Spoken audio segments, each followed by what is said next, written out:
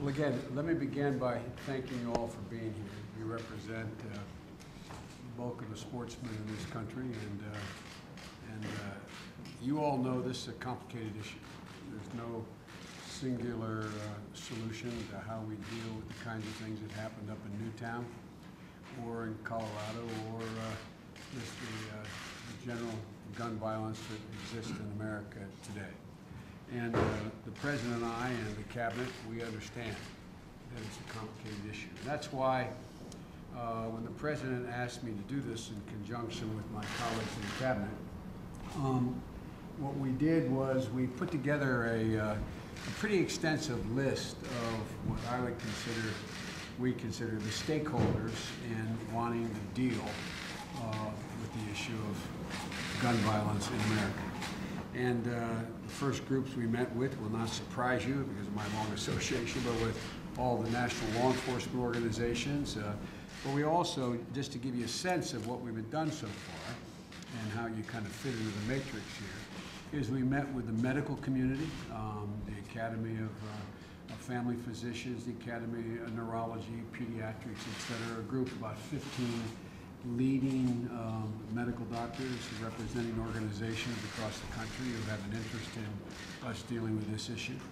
We've met with at-risk youth and children advocacy groups from the After School Alliance to Promise America to Boys and Girls Clubs, etc., because part of this is cultural as well as it is the actual weapons themselves. We've met with the domestic violence prevention community. We've met with the justice organizations like the ABA, the American Bar Association, and the National Legal Aid and Defenders Association, prosecutors. We've met with civil rights organizations. We've met with national service organizations, the Democracy Group, Kiwanis, Rotary International. We've met with youth groups. We've met with gun safety advocates. Yesterday, that meeting took place here. And the most, probably the best known is the Brady Campaign, but also a dozen other organizations that are concerned about gun safety. And then we met with educators and parents, from the school boards to the State School Officers Association, again, a dozen or so of those folks. And maybe one of the most important things that we've been focusing on is the mental health community. The American Academy for Child and Adolescent Psychiatry, Mental Health of America, National Empowerment Center, National Council of Community Behavioral Health Centers, because there's an argument among health providers that there is this is a major component to deal with, particularly a lot of suicides as well that we're seeing today. And yesterday we finished up in this room with, I think it was 17 members of the faith community, which is all the years I've been doing this, the first time there has been an overwhelming consensus from the evangelical groups that are nationwide, but particularly those from rural areas, to the National Catholic Conference of Bishops, the National Council of Churches, the Muslim community, because this does have a significant moral dimension to it, how we make American communities safer, and how we go about it. And today we meet with you. Later I meet with some industry representatives as well as the NRA and the executive director of the Defense Small Arms Advisory Council, Importers and Trade. So the point I'm trying to make to you is that we realize this is requires all the stakeholders to give us their best ideas as to how we deal with what, as I said at the outset, is a complicated problem. There's no single answer. If you go back and, like a lot of you, having been dealing with this issue since my days as a chairman of the Judiciary Committee and going all the way back to the 70s, if you look at every one of the tragic events that have attracted so much attention, it's hard to be able to pinpoint what you could have done to assure it wouldn't have happened. But there's also things we know. We know that there are certain actions we take that have diminished have diminished the extent of the gun violence that otherwise would be occurring in the United States. And so the kinds of things that there's an emerging set of recommendations, not coming from me, but coming from the groups we've met with. And I'm going to focus on the ones that relate primarily to gun ownership and the type of weapons can be owned. And one is there's a surprising, so far, a surprising recurrence of suggestions that we have universal background checks. Not just close the gun show loophole, but total universal background checks, including private sales.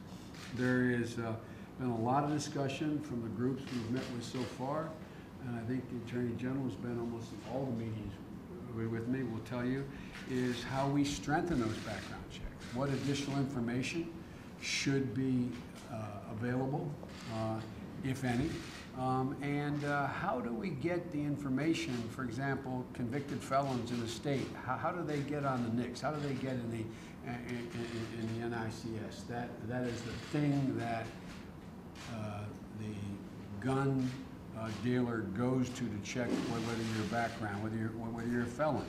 Doesn't do a whole lot of good if in some states they have a backlog of 40, 50, 60,000 felons that they never register here. So we got to talk about, there's a lot of talk about how we entice, or what is the impediment keeping states from relaying this information.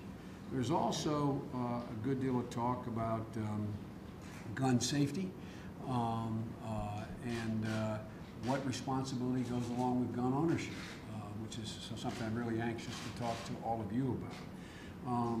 There's also been it's surprising. My colleagues, my former colleagues in the Senate who have been pretty universally opposed to any restrictions on gun ownership or what type of weapons can be purchased, et cetera. There is, I've never quite heard as much talk about the need to do something about high-capacity magazines as I've heard spontaneously from every group that we've met with so far. And the last area, which is an area that is that's come up, is the whole question of the ability of any federal agency to do any research on the issue of gun violence. For example, we're meeting before the week is out with the gaming industry. I don't mean gambling, the video gaming industry.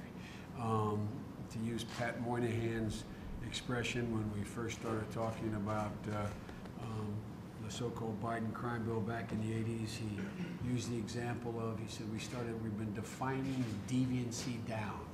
He used the example of the assassination of the mob boss in 1936 in a barber chair in Chicago, making the front page of every paper in America, and then he stood on the Senate floor and he held up, I think it was the New York Times, on page 54, I'm making it up, and it was in the very back of the paper, where an entire family, including grandmother, mother, father, children, were basically assassinated in their apartment, thinking it may have been about a drug deal, and it made page 54. And he said, we've defined deviancy down. Well, one of the things that we've been prohibited from doing, beginning in the early part of this century, in about 2004, is just even the Center for Disease Control gathering up information about the kinds of injuries and what are the injuries and what are the source of the injury. I mean, it kind of reminded me in the meeting yesterday. I was around in the 70s, and the only guy that may remember this, I hope I don't insult him, is Ray LaHood, but because he knows all about the automobile industry as well as our whole question of traffic safety and highway safety. There was a big fight when I first got to the Senate that had begun in the late 60s through early 70s, where the automobile industry was very reluctant to allow the Department of Transportation to acquire statistics on the type of accidents that occurred. They were not not able to literally acquire the information, because the concern was it would lead to calls for some rational regulations related to everything from guardrails to automobiles. And I remember, Ray, you may remember, that when we finally broke through and the Department of Transportation NHTSA started keeping this information, they find out, if my memory is correct, that the vast majority of drivers operating the automobile who were killed in an automobile accident were because the steering wheel actually broke their solar plexus, damaged their heart, or penetrated their upper body cavity. The reason why the industry didn't want everybody knowing that, this my supposition was, it became logical. Do something about steering wheels. Have them so they can collapse. Make sure that front end collisions, there's a ability to absorb shock. And what did it lead to? It led to, all of a sudden, we said to automobile manufacturers, you cannot make an automobile that doesn't have a steering wheel the steering column with the following attributes. You have to make an automobile that can absorb X amount of shock. All of a sudden, when we found out passengers are being killed because they're being thrown through windshields, or, if memory serves me, skull fractures, head set on the crossbar, all of a sudden we started talking about, it made sense, well, why don't we have airbags? Well, they didn't want to have airbags. Well, guess what? You have airbags now. We're saving lives.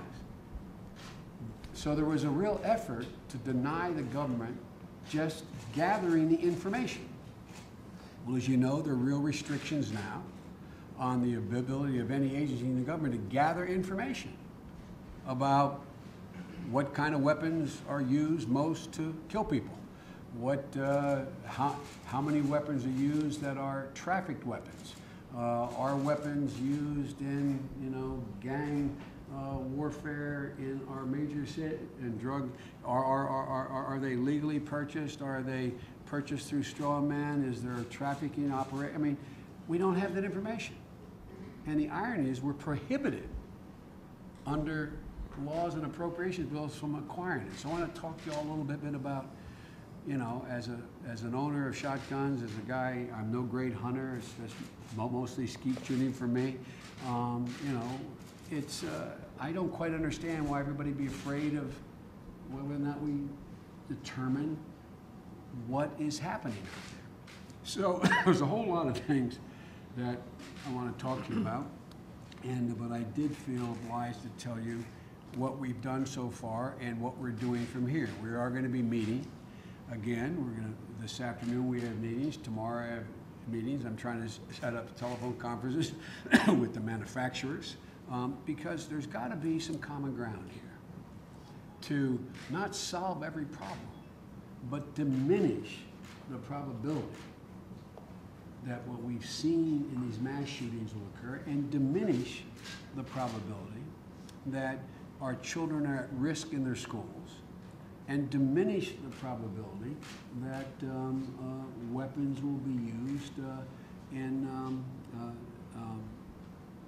firearms will be used in dealing with the aberrant behavior that takes place in our society. So that's what this is all about. There is no conclusion that I've reached, and with my colleagues, I'm putting together a series of recommendations for the president that he will take a look at. There's a real, very tight window to do this. I committed to him I'd have these recommendations to him by Tuesday. It doesn't mean it's the end of the discussion, but the public wants us to act. I'll conclude by saying, in all my years involved in these issues, there is nothing that has pricked the consciousness of the American people. There is nothing that has gone to the heart of the matter more than the visual image people have of little 6-year-old kids riddled, not shot with a stray bullet, riddled with bullet holes in their classroom. And the public demands we speak to it. I'm not sure that we can guarantee this will never happen again, But as the President said, even if what we do only saves one life, it makes sense. And I think we can do a great deal without in any way imposing on or impinging on the rights of the Second Amendment that the Second Amendment guarantees. That's what this is about. I thank you all for being here, and now with your permission and the permission of the press, we'll get down to some business here, and I thank the press for. Thanks, Press. We're going to wrap this up. Thank you, Press. We're going to wrap this up, guys. Well, we're going to talk about all the things I've talked about here.